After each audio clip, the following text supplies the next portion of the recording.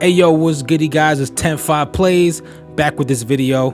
Now, I got Cyberpunk 2077 for Christmas, and I decided to do this video about it. You know, I'm playing it on my ps4 Slim, so it is the regular ps4, nothing special about it, you know what I'm saying? So let's check it out. You know, you start off with the character creator. You know, it's not really all that crazy. It's a lot less crazy than I thought it would be. You know what I mean? Just kind of a different shade of the same guy, I guess. Mine's bald. So before getting in this game, all I kept seeing was stay away from it, avoid it, don't buy it, don't buy it, don't buy it. And I was like, you know what? This, I don't know. And I guess I didn't buy it because I ended up getting it for Christmas. I have no choice but to play it now, so I'm playing it. And overall, I've been having a pretty good time with it. You know what I mean? Like, I ain't getting capped. I'm having a pretty good time with it.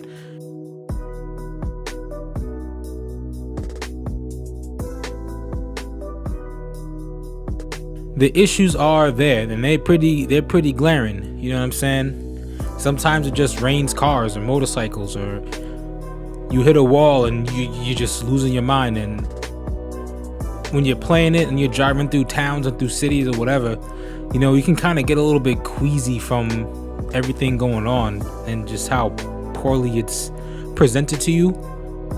But, you know, you'll see here, like, this is, you know, aside from when it gets really bad, this is like basically what the game is like. You know what I mean?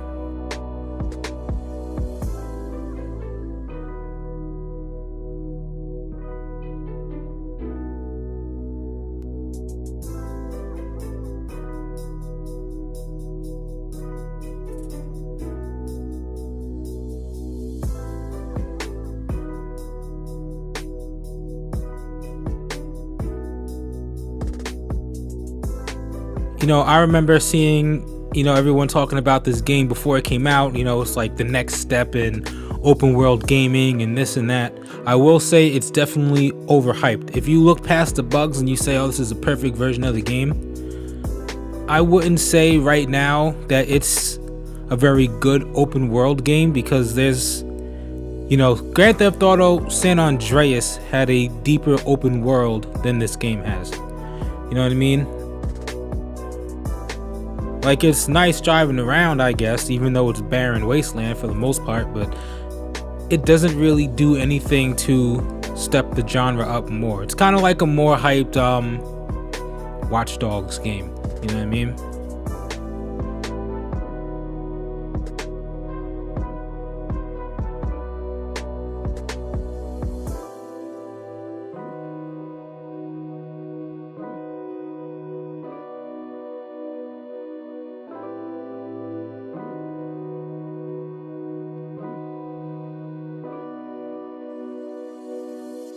You know, playing the game's been fun. I've been playing it consistently, not because I have to, because I'm still trying to beat Mario Sunshine and that camera's pissing me off, so I took a break. And I'm playing this, and, you know, I really do want to keep going and see what happens. You know, the technicals is not really holding me back and limiting me.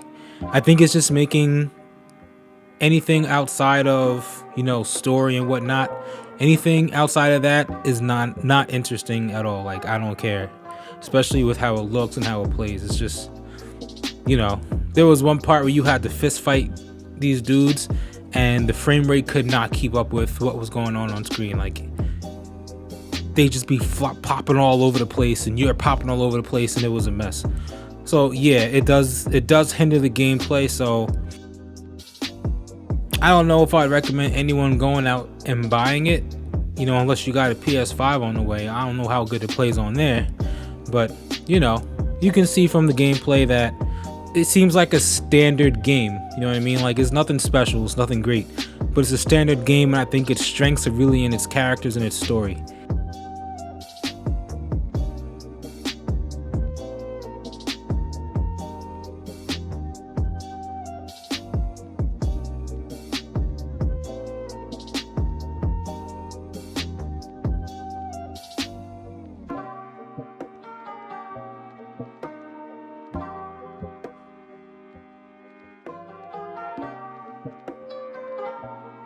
But I think where the game really does shine is is when you're doing missions and you're indoors.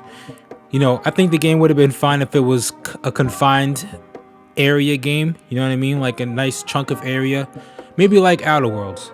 You know, kind of like Outer Worlds. Outer Worlds on Switch is trash, but yeah, like Outer Worlds, where it's, you know, a large space for you to explore and do things, but it's not necessarily open world, a massive open world. I think it would have been better, would have been cleaner, because those moments are really good. You know, I like when you're inside. I do like the story, and I like the side characters too.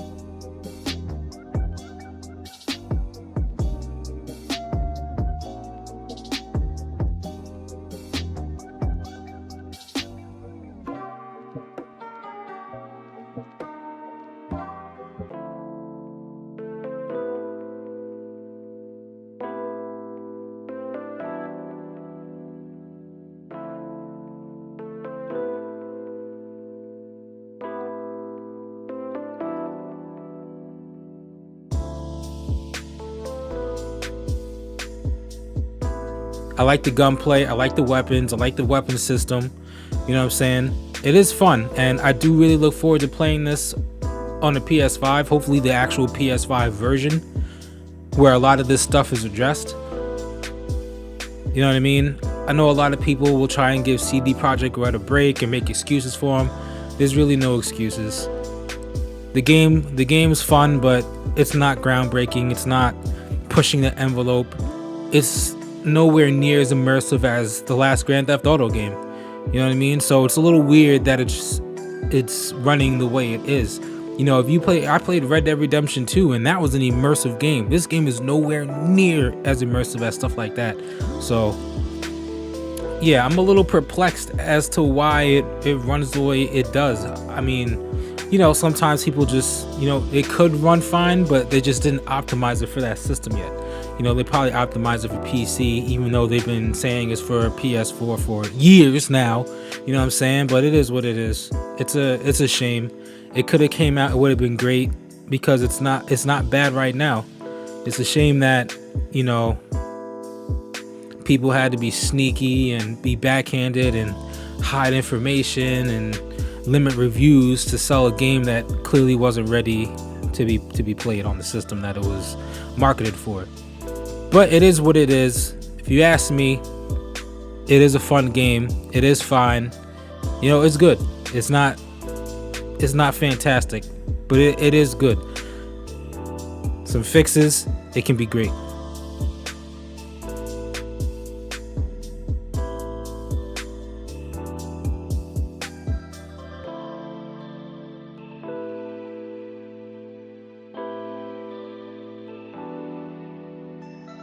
With that said, I'm out of here. I hope you enjoyed this video.